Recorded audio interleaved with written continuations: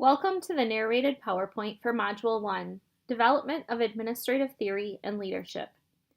As you view and listen to this PowerPoint, I hope the historical interconnectedness of administrative theory and leadership becomes clearly evident. A theory consists of structured and interrelated concepts, assumptions, and generalizations that explain and predict phenomena. Theory and research are tied together. Theory guides the research in what to look for, and the research provides the findings. Research is conducted through the scientific method. The scientific method involves 4 steps. First, a research problem is specified. Second, a hypothesis or prediction of what the researcher expects to find is formulated. Third, a research design is developed to conduct the research and test the hypothesis. Fourth, data collection, data analysis, and interpretation of the findings are performed. Research design is the process used to attain information. In a laboratory study, the variable being manipulated, or the independent variable, influences the results, or the dependent variable. Laboratory studies are conducted in an artificial setting, so there is minimal generalization of the results to actual practice. This is not highly beneficial for school purposes. In a field study, the researcher attempts to manipulate and control variables in the natural setting rather than in a laboratory. The results of field studies can be generalized to schools.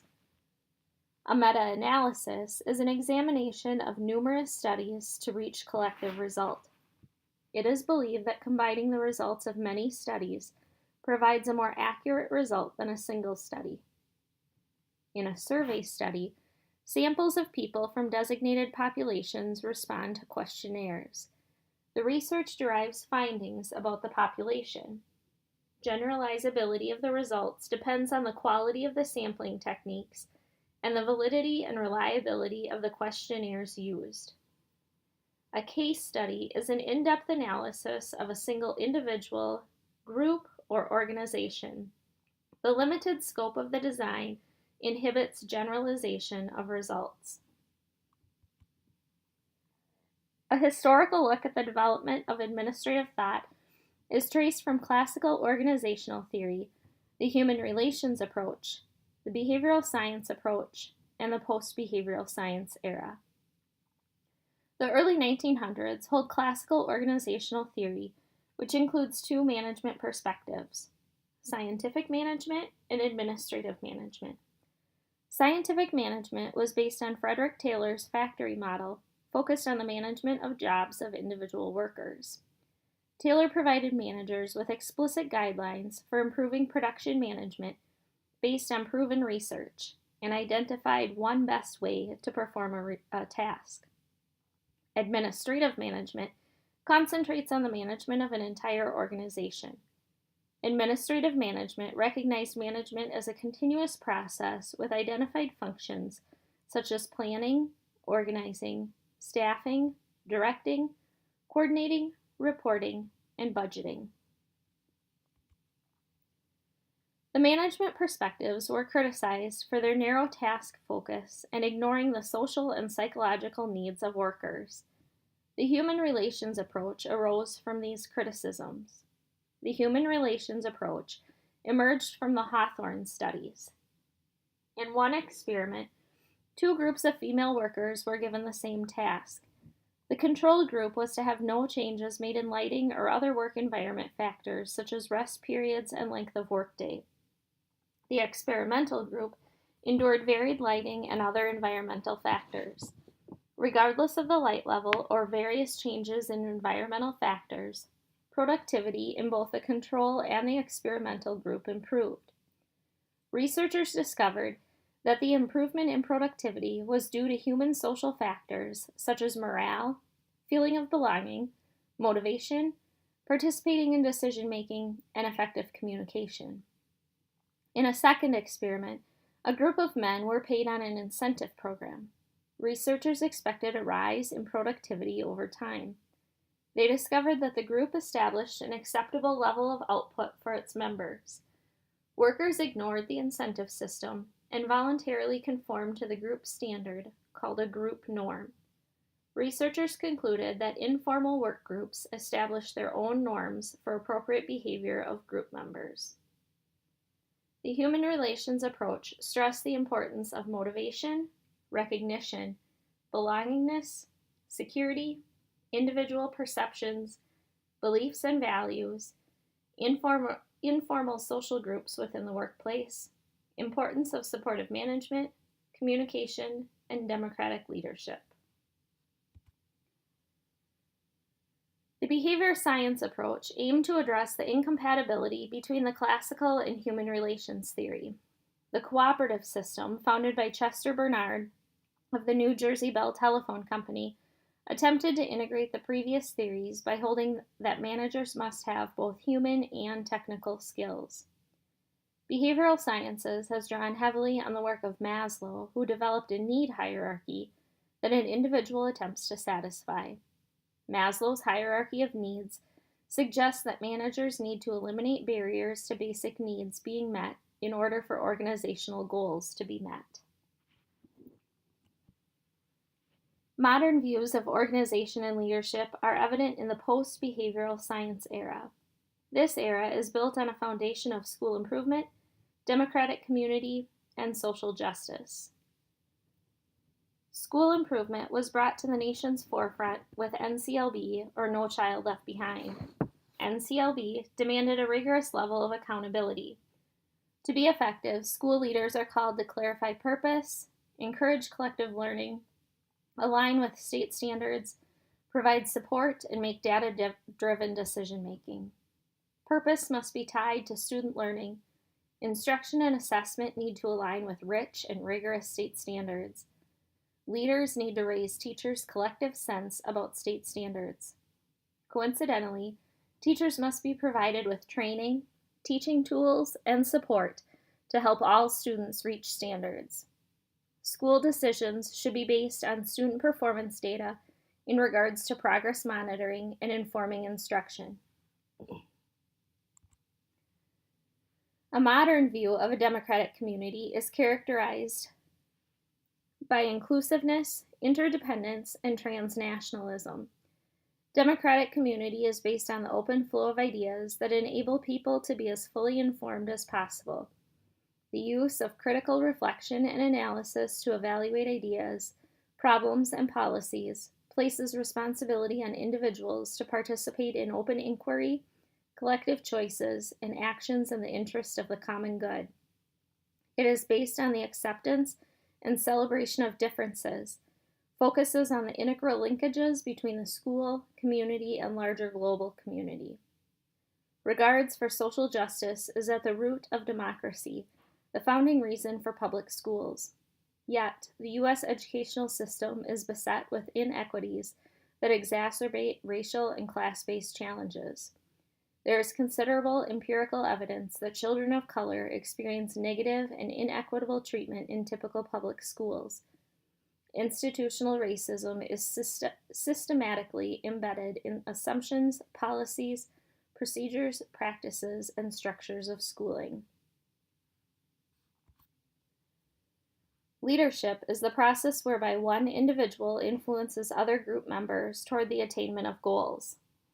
Leaders advocate change and new approaches, whereas managers advocate stability and the status quo. The difference between the two is quite significant. School administrators may portray either leadership or management at various times depending on the situation. Most administrators choose to embrace either a leader or manager stance. The leadership process involves developing a vision, aligning people with the vision, and motivating people to action through empowerment and through basic need fulfillment. Formal leaders are given the authority or position to influence other members in the organization to achieve its goals. Informal leaders do not have an identified role to influence others, but can exert just as much influence in an organization as formal leaders do. Numerous studies have focused on identifying the personal traits of effective leaders. A few of those traits are listed below. Surgency is the aptitude to be sociable and assertive versus quiet and reserved. Agreeableness is the aptitude to be sympathetic, cooperative, good-natured, and warm versus disagreeable and cold. Conscientiousness describes people who are hardworking, persevering, organized, and responsible. Emotional stability is an individual's ability to stay calm, cool, and self-confident versus worried and anxious. Intellectence includes imagination, culture, and curiosity. Additional traits connected to effective leaders include need for achievement, confidence, and trustworthiness. Daniel Goleman emphasizes the importance of emotional intelligence with the qualities of motivating, empathetic, integrity, and intuitiveness. Numerous studies have focused on identifying the behaviors of effective leaders. A study at the University of Iowa researched 3 leadership styles to determine effectiveness. Authoritarian leadership describes leaders who are directive, unilateral decision makers, and take responsibility for tasks. Democratic leadership describes leaders who encourage group discussion and decision making, and subordinates who are encouraged to express their ideas and make suggestions. Laissez-faire leadership describes leaders who give complete freedom to the group, and subordinates who make all decisions individually. The findings of the study were that subordinates preferred democratic style the best and preferred laissez-faire leadership over authoritarian. Authoritarian leadership resulted in frustration, aggression, and/or apathetic behavior. Long-term studies discovered an initially sharp increase in productivity under authoritarian leadership, followed by a drastic decrease in productivity over the long run. Democratic leadership resulted in the highest productivity.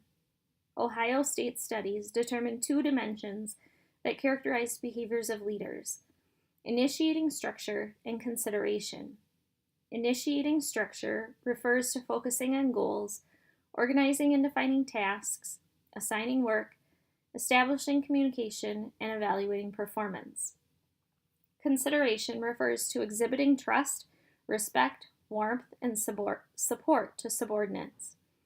These studies and subsequent studies conclude that leaders with the best production were production-centered, high structure, and employee-centered, high consideration. Modern researchers and practitioners note fallacies in the notion that one size fits all in regards to leadership behaviors and traits that result in success. Instead, effective leadership behavior is contingent on the situation. Ask the question, in what situation will production-centered leadership be effective?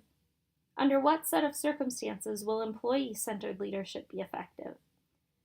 A popular contingency theory is the path-goal theory. Path-goal theory includes 4 types of leader behavior: directive leadership, supportive leadership, participative leadership, and achievement leadership. A directive leader lets subordinates know what is expected, provides guidance, and sets standards, or high structure. A supportive leader is friendly, approachable, and sees subordinates as equals, providing high consideration. A participative leader seeks subordinates' opinions and implements their ideas in decision-making. An achievement-oriented leader sets challenging goals, emphasizes excellence, and shows confidence in subordinates. The path-goal theory maintains that an effective leader has developed all 4 styles and can adapt his or her style to the situation. Leadership is a hot topic today. Reciprocal influence theory, which holds that leader behaviors cause subordinate behaviors and subordinate behaviors cause leader behaviors. A common example is a principal dedicated to student achievement who would provide greater supervision of low-performing teachers than high-performing teachers. The leader-member exchange theory suggests that the leader-subordinate relationship is leader to each subordinate, not leader to group. In essence, there becomes an in-group that is part of the decision-making, who, in return, tend to put in more time and effort in their jobs, and an out-group that has a more formal relationship based on fulfillment of the member's contract. It is recommended that school leaders have a large in-group and a small out-group in order to increase and improve production. Recent research has focused on transactional leadership and transformational leadership. Transactional leadership is centered on achieving agreed-upon goals. Transformational leaders motivate their subordinates to do more than they originally expected to do. This is reached by raising followers' level of awareness to the importance and value of predetermined goals and ways of reaching them, by getting followers to transcend their own self-interest for the sake of the team or organization. Transformational leaders are said to have idealized influence and charisma, inspiration, fostering communication and enthusiasm for the future, intellectual stimulation supporting innovation and creativity, and individualized focus on building capacity through coaching, professional development. Transformational leadership is a widely popular theory today and is supported with research in the areas of leadership effectiveness and followers' job satisfaction.